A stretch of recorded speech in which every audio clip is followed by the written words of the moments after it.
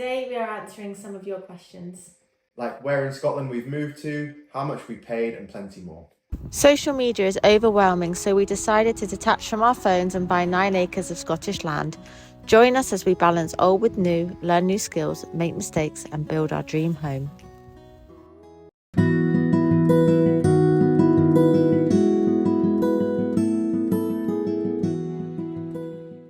First question is, which area of Scotland did you choose and why? We chose the northeast of Scotland, firstly because we have family connection to this area. The place is absolutely beautiful and also the property prices are cheaper here. Next question is, where did you find the property? We looked all over. We started off on Rightmove, we looked on UK Land and Farms as well. And then as we started to come up and view houses, we started to notice some of the smaller estate agents or less known estate agents, at least if you're not from Scotland. So I think there was Stewart and Watson, maybe it's called Fraser McEwen or something. There was ASPC, estate agents like Lowen Partners as well. Galbraith was really good. There's tons. So we actually started to look on those local estate agents more. In fact, there's plenty more I can't even think of that came to, that don't come to the top of my mind. But as you're driving around viewing properties, you start to see the smaller estate agents, and I think that's probably where you're going to find something really cute and niche that might not be on Rightmove potentially. Like your hidden gem. Like a hidden gem. What was the buying process like, and how long did it take? We were looking at property in Scotland for about a year. Yeah. A funny story, we initially put an offer in on another house and we were due to complete in the middle of August. However, that didn't go through and we came up to view again, didn't we? Yeah. And found this place. So this house only took 5 weeks to complete. We made a bit of a mistake, didn't we, by looking for properties here before we'd sold ours, and we noticed that the Scottish market liked to move pretty fast as long as you've got everything in line. So, we were putting in offers, but the Scottish companies really wanted us to move fast, and it was something we couldn't do because we were essentially in a small chain, which I know that they don't demand that you don't have a chain, but they also quite prefer it if you don't have a chain. The property we were going to buy took about 2 months, so again, not massively long, maybe 3 months at a push. And then once that one fell through and we found this place, that took an extra 5 weeks. So all in all, still pretty fast. The next question is, what worries did you have before the move and how do you feel now you're there?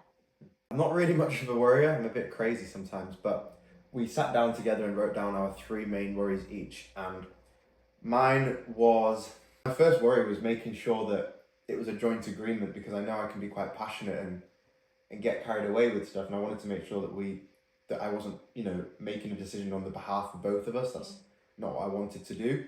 So another reason why we started to write down our own fears and our own goals and why we want to move was so that we've both got our own individual reasons as to why we want to move. Yeah. Of course, a lot cross over and a lot are about us, but I wanted to make sure that we both had reasons for it. So that was my first fear, just making sure that we weren't rushing into it collectively. Second fear was actually financially, not from the first few years, but further down the line, if we're going to be able to make it work longer term.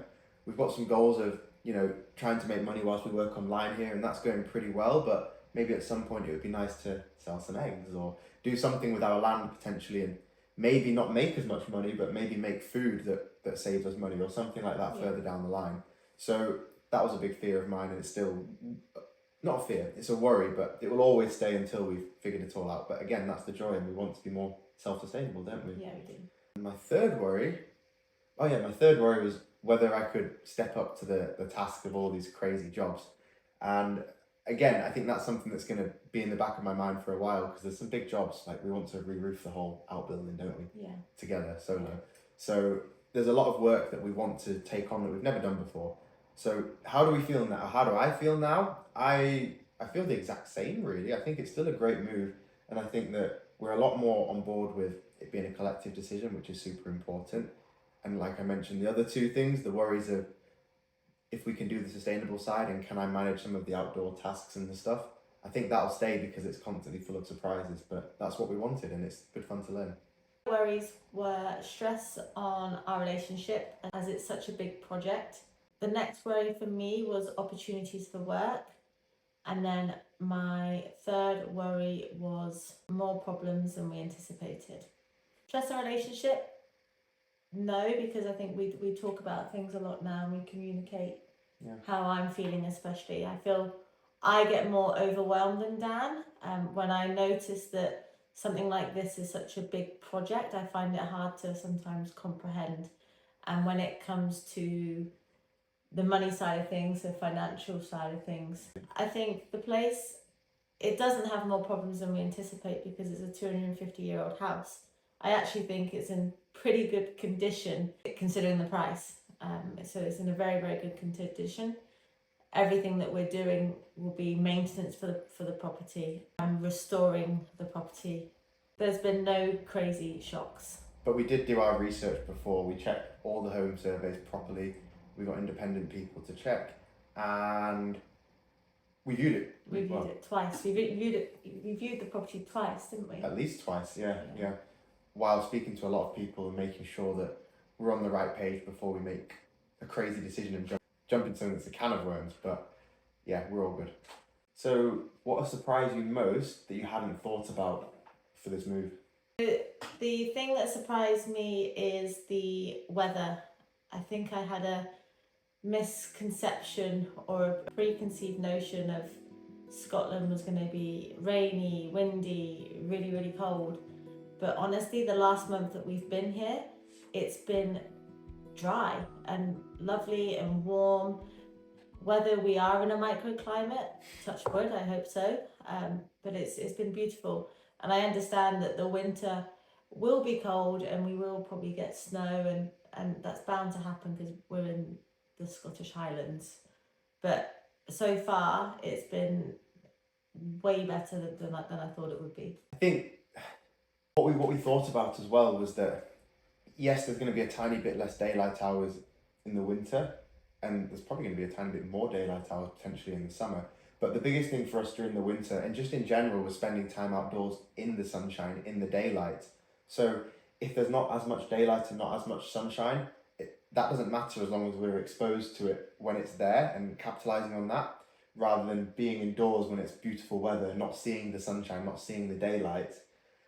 This way we've got an opportunity to just step outside and capitalise on it whenever we can, do outdoor jobs whenever we can, work outside, train outside. I don't really think it's necessarily about it being dark, miserable and cold, because it will have its moments, but it's a case for us of capitalising on the good moments. And I just want to mention that since being up here, we've been doing way more steps than ever before because we've been outside, we've been on the land, we've been walking the land. So we've been way more active than we ever was before. Yeah, so our exposure to the sunlight and daylight is actually really good at the moment. We want to get used to being outdoors in the slightly worse weather as well, because I think you get a little bit soft when you live in cities and whatnot. And I used to play rugby. I used to be outdoors every single day, like 6 hours a day, just in the snow, in the rain, in the mud. And it was fine. And I feel like maybe as you get older, you get used to not being used to the elements and not being out in the elements.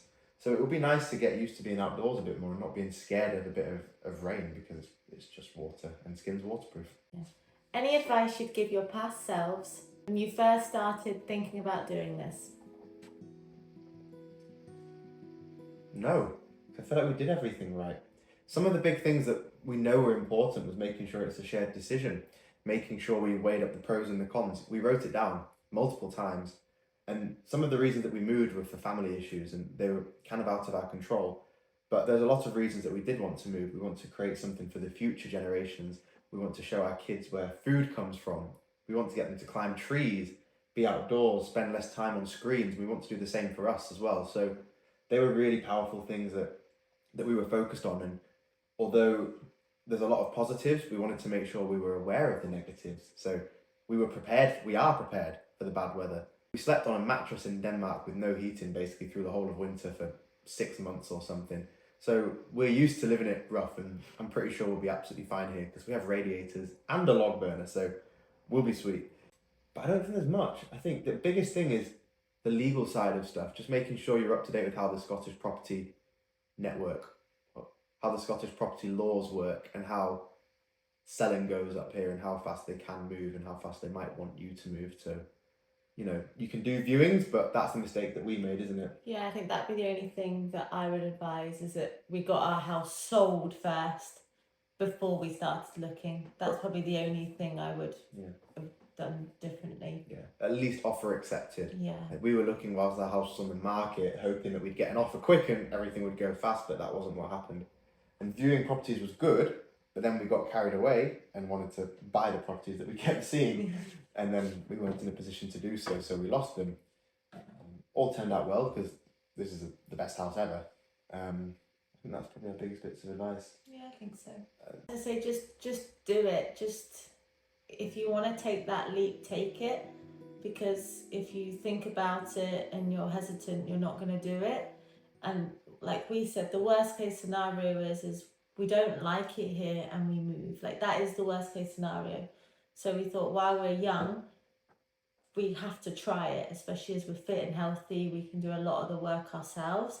It's the perfect opportunity. We have no dogs, we have no kids. Could maybe prepare before by spending some time outdoors, researching some of the work that might need to be done on a house like this, maybe practicing a little bit. Getting a few connections can be useful, like trying to find local tradesmen, seeing if you've got any mutual friends or anything that can help find connections and stuff like that. That's probably quite useful.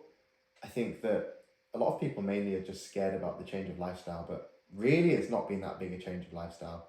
There's still grocery stores that you can drive to and shops that you can drive to. There's still people around, there's still cars. I think you just get more space. I don't see what people are scared of, really. Go and explore Scotland, explore parts that you really, really are attracted to, and other parts that might on paper not sound great, but just go to the area and just see the area, because sometimes it's not what you think it is. Yeah, it's very true. Very, very true. All of those things kind of help you write your pros and cons as well. And one of the big pros for us is that we're close to being able to go skiing, but we're also close to going to the coast. We've got 9 acres of land, so we've got our own grassland, and of course there's plenty around. There's all the Munros that we're quite close to as well. There's beautiful castles. So we made sure that we noticed all of this. There's also a load of distilleries, and we made sure that we noticed all of this and put that into our decision making before we went for it. What are the short and longer term goals for this place and for us? So short-term goals for the property and the outbuildings are, first, the roofs. So getting the roofs repaired and fixed for winter. That's probably one of our main focuses at the moment. Then we want to start insulating the place. So this building is a 250-year-old house with no insulation. So winter could get pretty cold in here. So we're starting to knock down some of the old walls, and we've got the insulation ready. So that's our next step, to get that all in. And then thirdly, as this is a property for life and a lifelong property, we want to rewire the whole property, don't we? Yeah. And there's things you need to make sure you're aware of. I'm not an expert, by the way, but this is a sandstone building, which is a porous type of rock. So you have to make sure you're using the correct type of insulation in the right way, as well as the correct type of mortar if you're doing any repointing on the walls. So things like that are pretty important as well. Long-term plans, there's so much. We want to make it a sustainable way of living for us, basically. If we can live here, work here, exercise here, potentially raise a family here and bring family and friends here, that's a really important thing for us. We'd like to share it with as many people as we can. We're massively into fitness, so there might be something around that we could do as well. Animals, don't we? What do you want? A wedding? A wedding. A wedding's a big one. Yeah, we're going to get onto that. I was thinking more like what animals. Oh, right. But yeah, wedding too.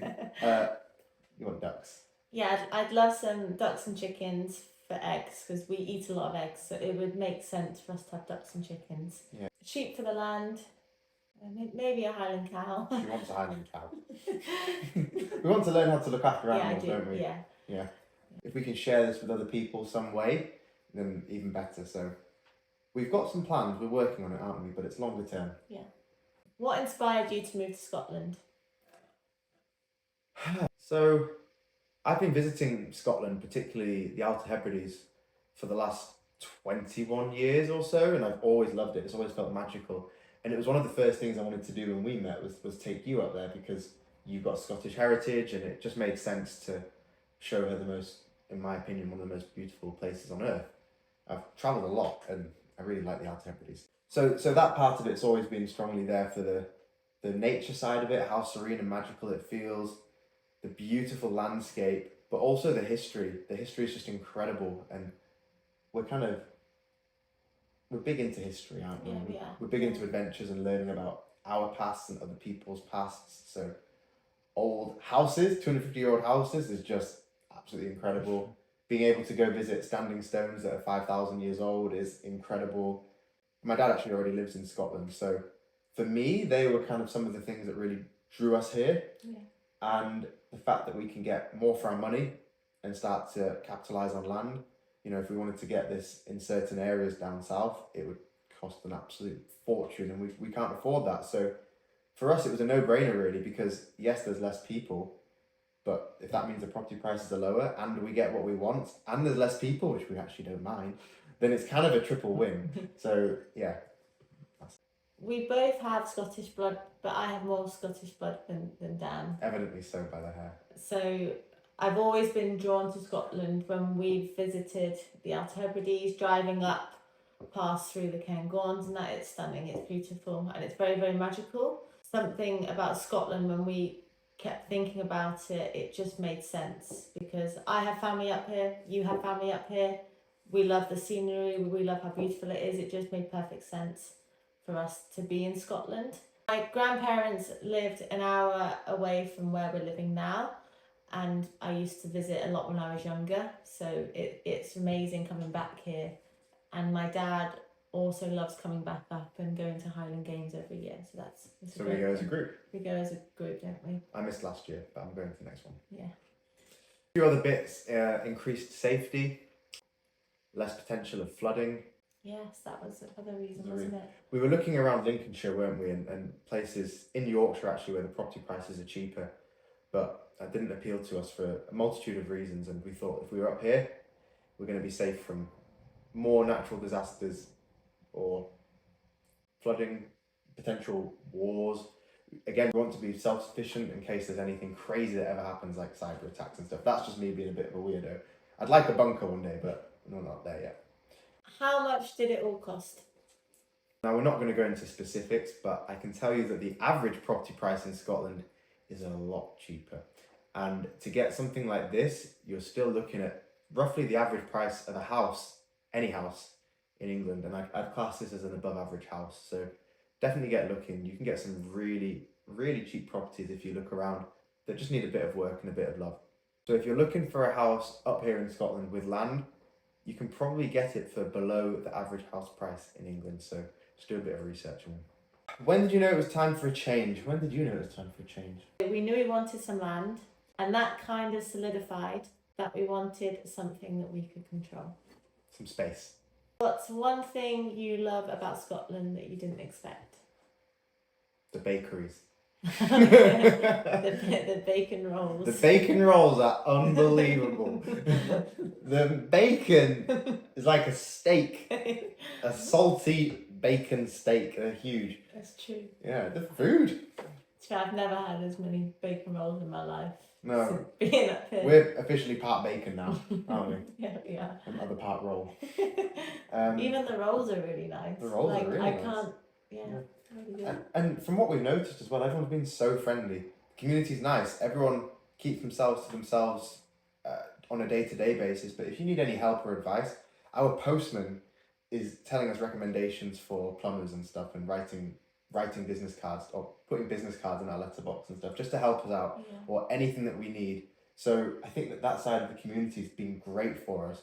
We're not necessarily the most sociable day-to-day going out and speaking to people. That's kind of why we moved. One of the reasons why we moved. But knowing that you've got help around and people are supportive, and most people that have moved up here at least, or live here, realise how beautiful it is. And I think it probably gets a bad rep from people in England because it's just out of ignorance, not in a bad way, but they've never experienced it. And if you spend a bit of time here, you can definitely see the appeal. Unless you're a big city person, which I fully understand. Yeah. But we tried to make sure we're relatively close to cities, didn't we? Yeah, we did. Yeah. It close to the sea, and since moving away from Devon since I was about 18, I'd never really kind of thought anything of it, but since moving back near to the coast, I've realised how much I miss the coast. So it's nice for me, even on an evening, to just go down and just sit by the sea. It's really, really calming for me, and I really, really enjoy it. Do you feel any difference in your health or mental well-being since being more rural? If I'm completely honest, no, not yet. I've found the process more stressful than you have, haven't I? More stressful than you might have thought, actually. And more stressful than I imagined. So I'm still trying to find my feet with how we're going to be living maybe for the next few years. I am a slow burner, so I do see glimmers, such as going to pick the apples and making food in the kitchen. Like, I do see these bits. I don't know what else to say.